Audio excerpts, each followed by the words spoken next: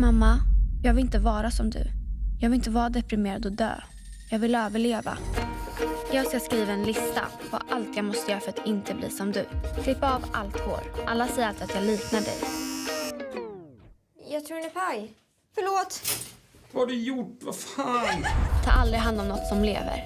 6 veckor ska vi åka hem till henne. Du försökte ta hand om mig och sen gick det åt helvete. Vad händer om man korsar en abborre och en mört? Bara.